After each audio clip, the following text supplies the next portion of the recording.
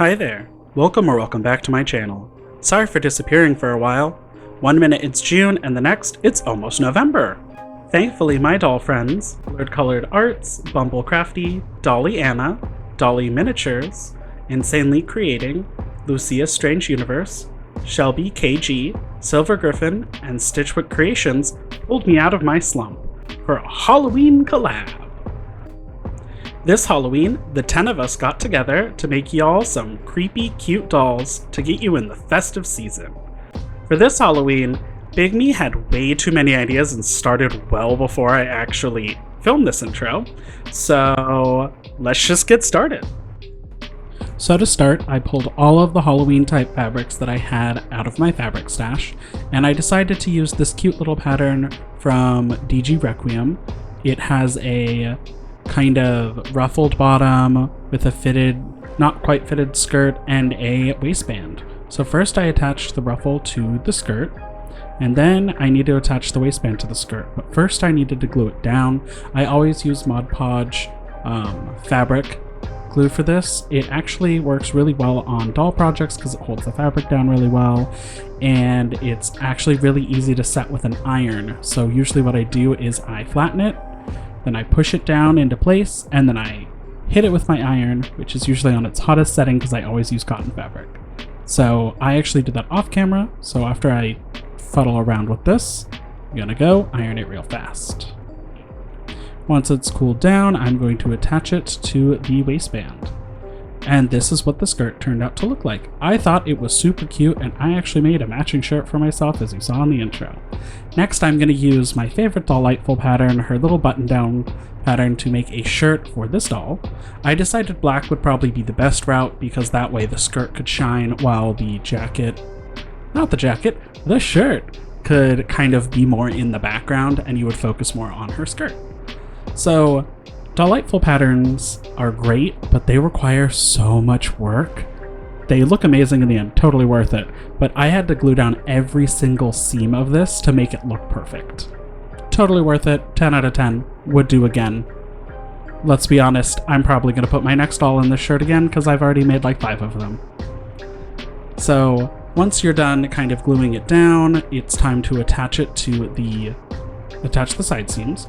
Now the side seams are a little tricky because you have to attach the collar one way and then the inside of the shirt the other. So if you look really close, kind of the seam allowance is on the outside of one part and the inside of the other. Kind of weird. Delightful goes over it so much better in her video. And because I am a god at editing, I totally forgot to do this transition. So this is what the shirt turned out to look like, and I thought it'd be cute to give her like a little cute bow. I found this gross gain ribbon somewhere in my stash, and it's actually really thin and like the perfect size. So I folded it in half, and then I futzed around with it until I got the bow to sit exactly how I wanted it to. And once I got it to look right, I made sure that it was the right size against her, because I didn't want her to look like a comical clown. And then I took a needle and some thread and actually just stitched it together instead of tying it. It ended up creating a cleaner look in the end, and the bow's not going anywhere, and I'm not going to have to worry about snagging it on something and accidentally untying it. Now for this project, I did decide to use a Ghoulia Yelps doll that I had on hand. She actually was damaged and broken and missing her head, so I decided to use her. As you can see by her neck, she is missing a neck peg. I actually don't know when that actually came off of her. I think I might have gotten her like this. I have a giant box of used dolls that I got a million years ago from Goodwill. Some of them are drawn on, some of them have Sharpie on their face, some of them are just missing parts. But it came with a lot of really good stock dolls, so it is perfect for my uses. So as you can see, there is a little bit of orange in her neck. That is a hint for what she's going to become, because I actually made her head before I made her clothes, but you're going to find that out later. So I did make this shirt a little too tight, so I do have to pop off her arms to actually get it on and off. And right now I'm actually just stitching on the bow a little bit stronger. Not really interesting. It's just a bow. I don't know why I decided to keep this in. I thought it'd be fun. Once I get that trimmed down, I get to put it back on. I am using sticky Velcro because I was lazy and I didn't feel like sewing. So, warning, if you use sticky Velcro, it will peel off if you don't stitch it down. Learn from my mistakes. Don't repeat them. Once her shirt is on, we are going to measure out the ends of the bow and chop them down because I think they were down past her knees. Now we're going to put her arms back in just to make sure that the shirt does fit properly, because when you do add your Velcro, sometimes things do shift. And that is the plus side of sticky Velcro, is you can actually take it off and reposition it without the suffering of pins. But once that is attached, we are going to take some more Velcro and we are going to Velcro the skirt. I always do the skirts or pants last if the shirt is going to be tucked in, because it does change the waist of the doll, making them slightly thicker, and your clothes are not going to fit properly if you put on the Velcro first and then make the shirt. If that makes any sense. I'm kind of doing this voiceover at really late, and I'm not going to say what time it is, but I have to finish this video for tomorrow, and I procrastinated to the last moment like I always do. So once you get that Velcro on, I like to test just to make sure it's the right size, and we are going to put it back on, and with that, her outfit is nice and completed. Pretty simple, just a skirt and a shirt, but it's cute. Thankfully, I did find these shoes in my stock box. They were just some basic Monster High shoes with little bows on them, and I thought they were perfect, and I didn't have to paint them or do anything to them, and I think that's the first time I've ever not had to alter shoes on this channel. And that's her outfit. Next, we're going to move on to her head. So to make her head, I took a lump of tinfoil and put it onto her neck to make sure it was the right size. Now you can do clay projects in a few different ways. One, you can do tinfoil like I'm using. You can also use ultralight. You can leave it hollow. It just depends on how you want to make it. So I made this first pass in tinfoil, decided that was way too small of a head, so I added even more. It ended up being too big, and I actually had to pull some of it off later, but I did that off camera. But I'm just making sure that it looks the right size, pushing it down, and making it into as much of a ball as I could. Now, tinfoil is hard to compact, so if you compact it too much, you have to like hit it really hard. Rolling it does nothing. I don't know why I keep rolling it. And that's kind of the shape that I was going for. Yeah. And yes, I did use her foot to make a better hole. Don't come at me.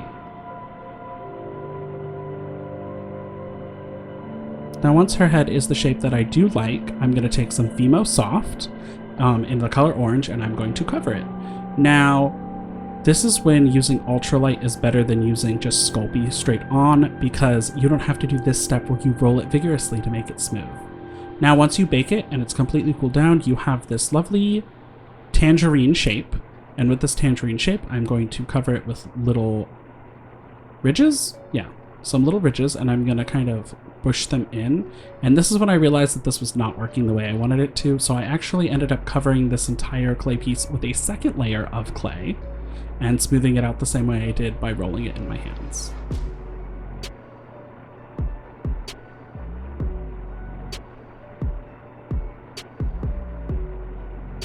Now once that is all smoothed out, I'm going to take a paintbrush, because I do not own clay tools, and I'm going to mark out my little sections, because if you have figured out what I'm making, I am making a pumpkin head. So pumpkins kind of have these ridges where they dent in and come out, so I am making sure that I have them kind of as well defined as I can before I move on to the next step. It kind of looks like orange slices still. Don't worry, it gets better. It looks less like an orange at the end.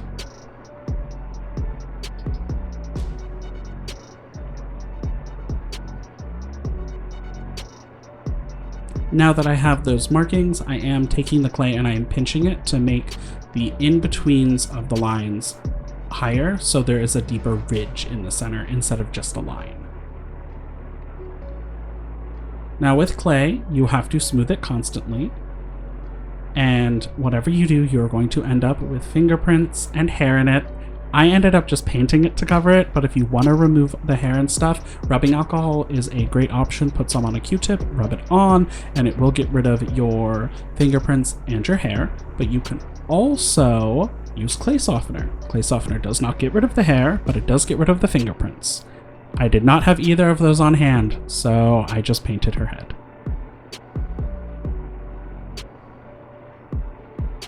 So once we have the texture and everything we want, we're going to carve out her face because she is supposed to be a jack-o'-lantern. So I'm starting with her, looks like it's supposed to be her right eye, but it's actually her left eye because I did not like the placement of where her nose would have been. So I decided to make this the opposite eye that it should have been.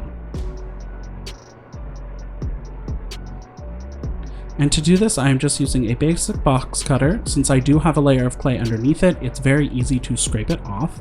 I was saving the clay on the side because I was planning on using it for another spot, but you can also just toss it if you don't like the clay.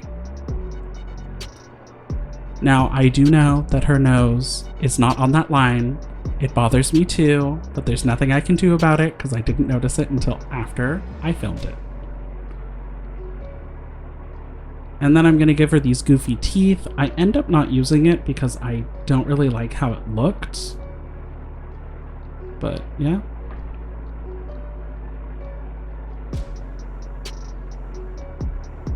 Now just make sure to define all of your edges because once you do bake this, it is very annoying to cut through baked clay. You can sand it, you can cut it.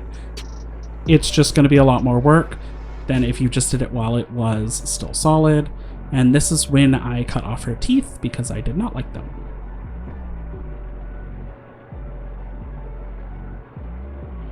Another pro tip, if you are doing this technique, you can actually use the flat edge, not the sharp edge, but the flat edge of the knife and kind of push down the clay to give a sharper edge.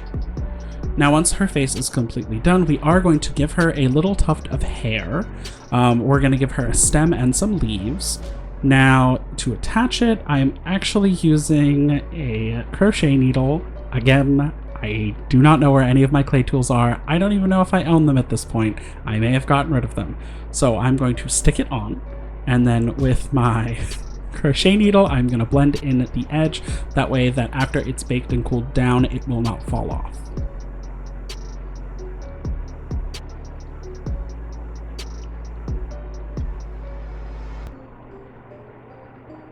I'm also using this time to kind of define the tops of the ridges. That way, whatever I mush down with my fingers still shows up.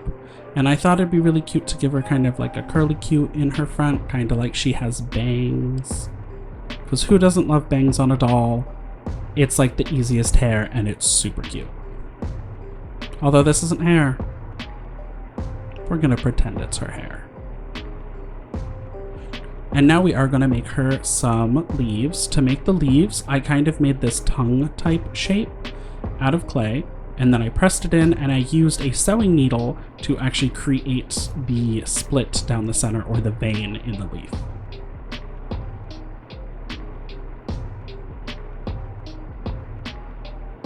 Also, at the time I didn't realize how much this orange clay was staining my fingers, but watching it back, wow, it's really bad.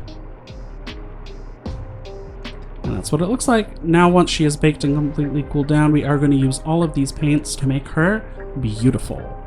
To start with, I am painting in the black parts of her mouth, her eyes, and her nose. That gives it some depth and makes it look like she's actually a hollowed out pumpkin instead of just an orange blob. Now, if you are lazy like I am, you can always take a hairdryer and dry down the paint way faster than it would be if you just let it sit and dry. Now, while she was orange, I didn't quite like the orange that she was, and I kind of wanted to make her a little darker, so I ended up painting the whole thing. Yes, it was to cover partially the hair, but also I thought it was a better orange and it fit better with the palette that the skirt was actually made out of. Now, once I got the orange everywhere, I am dry brushing to give her some depth and dimension. To dry brush, you just take some paint on a paintbrush. I always use a crusty old one.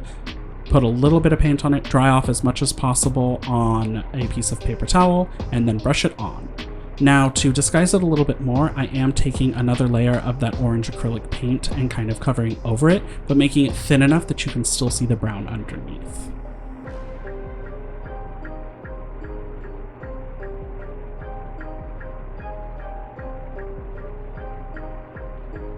Now once we are done, we do have to repaint the black, because even though we had painted it before, dry brushing and just painting it got it to fade a little too much, so we are just brightening it up a little bit.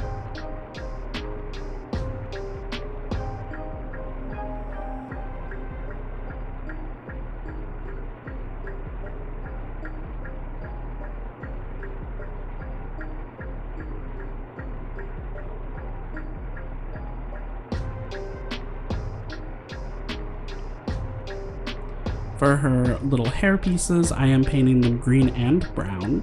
Now, when you are working with clay, acrylic paint does stick quite well, but gouache paint is horrendous on clay. So just make sure you do not use your gouache paints, only acrylic. For her stem, I took a medium brown color, mixed it with black, and kind of painted it on so it was a little darker, and then I took a light brown and dry brushed on top of it. And her face is complete. And with that, the doll is also complete. So let's take a look at the final results.